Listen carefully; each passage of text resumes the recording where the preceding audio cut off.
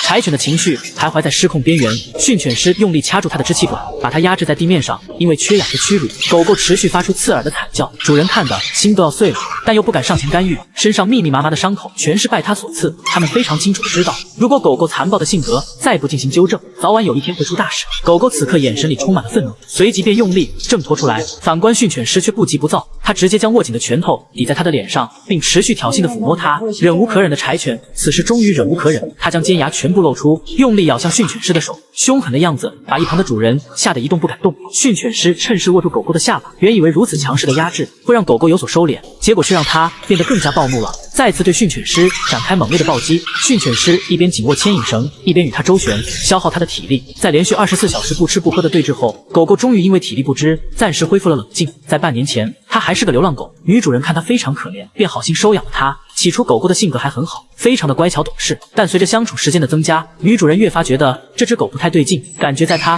可爱的外表下藏着一颗极其暴虐的内心，于是就想着调教它。事已至此，柴犬也不再伪装了，直接暴露出凶残暴虐的本性，开始对主人展开残暴的无差别进攻。在与狗狗相处的半年时间里，两位主人被咬了至少上千次，这让女主人意识到事情的严重性，于是聘请了几名训犬师进行上门训练，但无一例外，几位训犬师都被狗狗咬得遍体鳞伤。更可怕的是，有2个训犬师甚至直接被狗狗咬得当场大小便失禁。而且随着年龄的增长，狗狗暴躁的性格会变得愈发严重。女主人又带它去看了兽医，但兽医给出的建议却是安乐死，这让它非常难以接受，便尝试自己训练它。可当他拎起狗狗的那一刻，狗狗就会发出低沉的哀嚎，下方更是又拉又尿，当场失禁。那情景对于主人来说实在是过于残酷。2位主人清楚的知道，要想与狗狗继续生活，就必须彻底纠正它的问题。为此，女主人花费重金，邀请当地最权威的训犬师帮忙训练。当训犬师落座后，狗狗就开始闻它脚边的味道，接着突然开始警戒低吼。从它的表情可以看出，它对于眼前这个男人的到来非常的不欢迎，但训犬师却不以为然，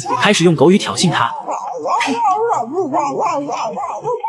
狗狗闻声立即开始反击，大声辱骂训犬师，指出了训犬师至少10处发音和语法错误。一人一狗就这样互相对骂，2位主人也是被这滑稽的场面逗得哈哈大笑。接着训犬师让主人拉紧牵引绳，使狗狗趴下。狗狗虽然照做了，但从他的眼神中可以看出，他是非常不服的。训犬师说，狗狗这种暴躁的行为属于防御性攻击，因为他之前长期流浪，造成他性格敏感胆小，害怕人类靠近，发起攻击只是为了自卫。这种性格的狗狗很难用语言形容。训犬师让男主人起身配合他，他要展示出狗狗真正的内心活动。当主人给狗狗喂食的时候，主人的另一只手会忍不住去逗它，可狗狗却会误认为主人这是在抢它的食物。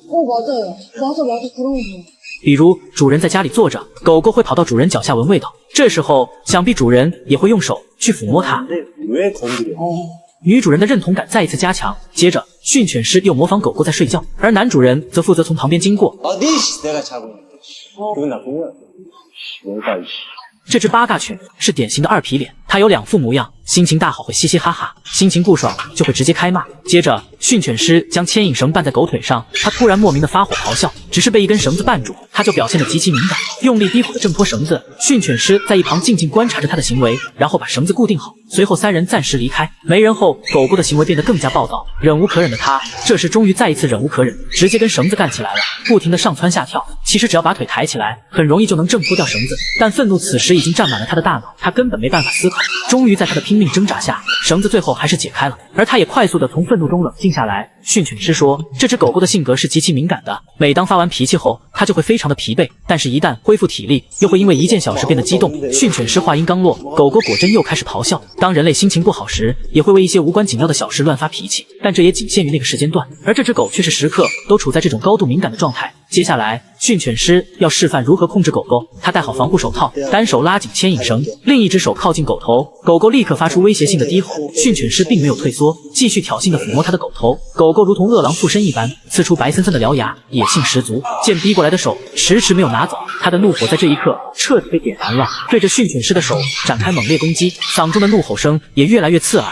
女主人被吓得大气都不敢喘，训犬师则很淡定地让他进行撕咬，手贴得越近，狗狗就越暴怒，一次次用力地咬住手套，展现自己最凶狠的一面。可眼前这个男人却毫不退让。此时狗狗的情绪彻底失控，近乎疯狂的狂吠，同时攻击训犬师。训犬师拉紧绳子与他周旋，接着他瞅准时间，强硬的下拉绳子，一屁股坐在了狗头上。训犬师说，他就是故意在让狗狗咬自己，只有这样，他才能知道咬人解决不了任何问题。随后，训犬师再次将手递过去，这只犟种也开始了新一轮的攻击，人狗毫不相让，搏斗在客厅，他的精力真是不容小觑，只要抓住机会就会咬上一口。训犬师一边训练，一边还要安抚狗狗的情绪。原以为狗狗被压制后会有所收敛，没成想它却越战越勇，攻击性愈发强烈。犟种恶犬再一次上线，训犬师再次加大压制强度，咆哮声也随之从他的嗓中传出。他的声音很有气势，也极具威慑力，配合着怒火，再次将狗狗压制在地面，同时顺势把狗狗骑在当下。这个方式可以让狗狗快速恢复冷静，但狗狗挣脱出来后，满脸还是写满了愤怒。半天的训练没有效果，这让主人有些气馁。